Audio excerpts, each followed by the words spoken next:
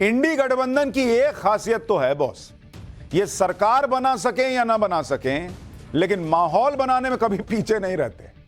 माहौल बनवा लो इनसे और इनके इकोसिस्टम से, उसके बाद देखो कैसे इनका जोश हाई हो जाता है, एकदम पंप्ड हो जाते हैं। आज भी इन्होंने केजरीवाल की सशर्त जमानत पर ऐसा माहौल बनाया बॉस, आप हंसते हंसते गिर पड़ेंगे जब आपको डिटेल बताऊंगा। अरविंद केजरीवाल के जेल से छूटने की खुशी में आज आम आदमी पार्टी के लोग नाचते नाचते थक नहीं रहे, लड्डू खाते हुए गिनना भूल जा रहे हैं कि कितने लड्डू खा गए। नारे लगाते लगाते कईयों के गले बैठ गए होंगे, ऐसा माहौल सेट हुआ है।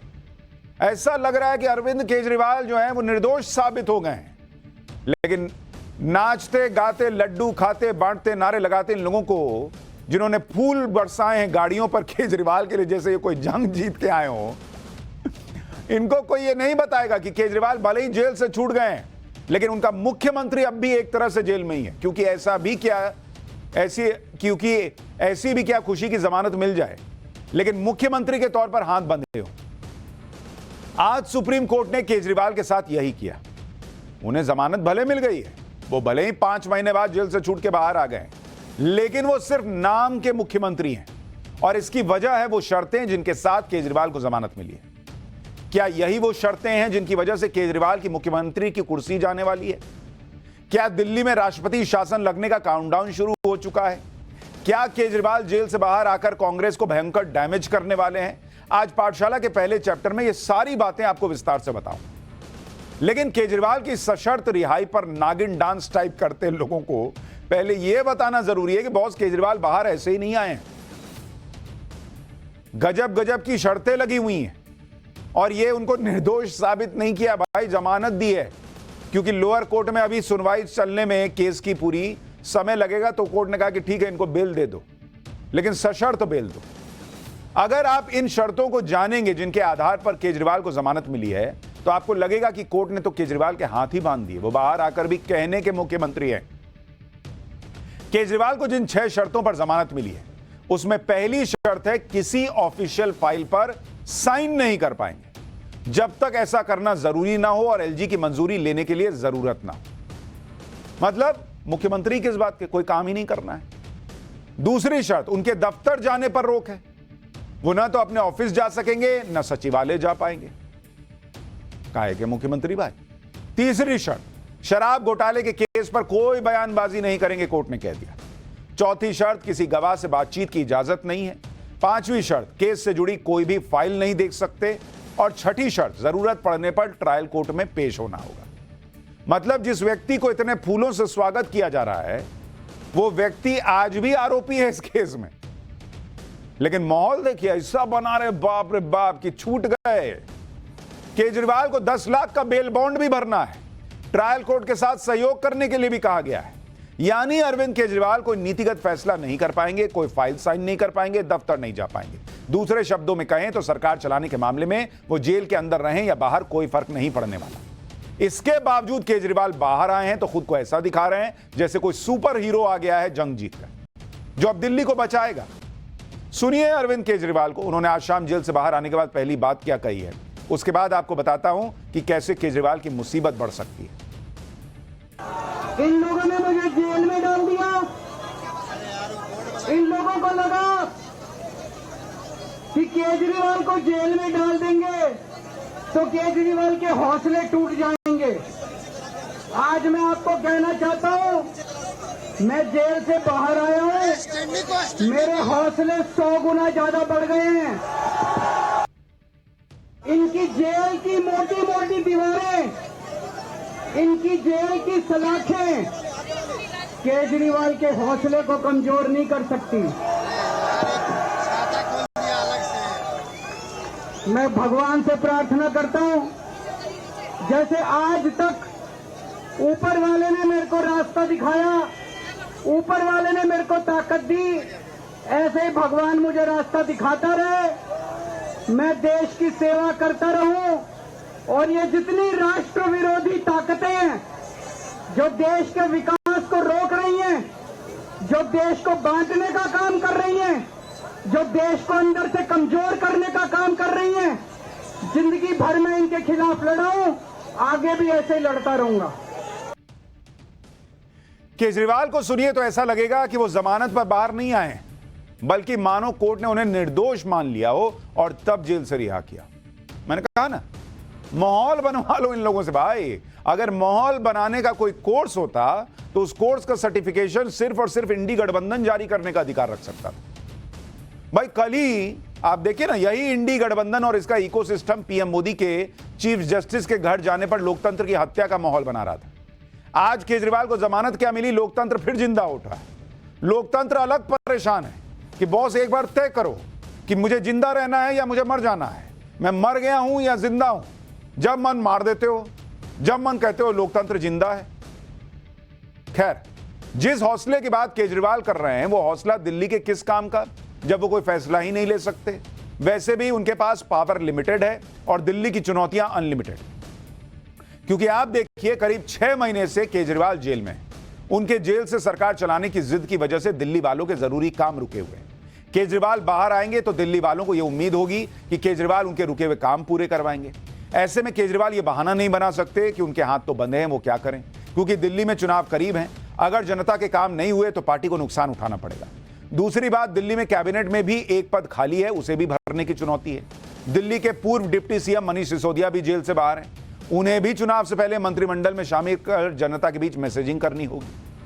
केजरीवाल के पास वक्त कम है और सामने चुनौतियों की फाइल पूरी तैयार दिख रही है। आधी अधूरी ताकत के साथ अगर केजरीवाल सीएम की कुर्सी पर बने रहे तो हो सकता है कि जनता ईवीएम पर अपनी सारी ताकत दिखा दे। इन चुनौतियों के बाद भी कुर्सी का चक्कर ऐसा है बाबू भैया कि कुर्सी केजरीवाल से छूटे नहीं छूट रही। भले ही केजरीवाल बाहर आकर कोई काम कर सके या ना कर सके, इसलिए तो बीजेपी कह रही है कि जब बाहर आकर भी केजरीवाल दिल्ली को चला ही नहीं पाएंगे तो रिजाइन करें, इस्तीफा दें। कौन बात के मुख्यमंत्री, किसी और को सीएम बनाएं। कम से कम दिल्ली के रुके हुए काम तो पूरे हों।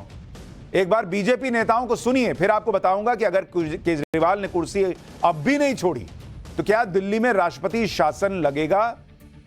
ऐसा माहौल बन रहा है, इसके बारे में बताऊंगा। पहले बीजेपी को सुनिए। कोर्ट कहती है कि आप मुख्यमंत्री के रूप में कोई फाइल साइन नहीं कर सकते, ऑफिस नहीं जा सकते। जब कुछ कर नहीं सकते तो इस्तीफा दो, किसी और को लाओ। दिल्ली को इतना तकलीफ दे दिया है, कितनी तकलीफें और देंगे अरविंद केजरीवाल आप दिल्ली को।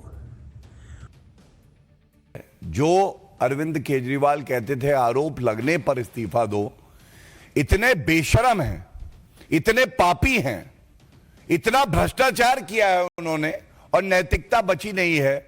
ऐसा लगता है कुर्सी पर फेविकोल डाल के बैठे हैं।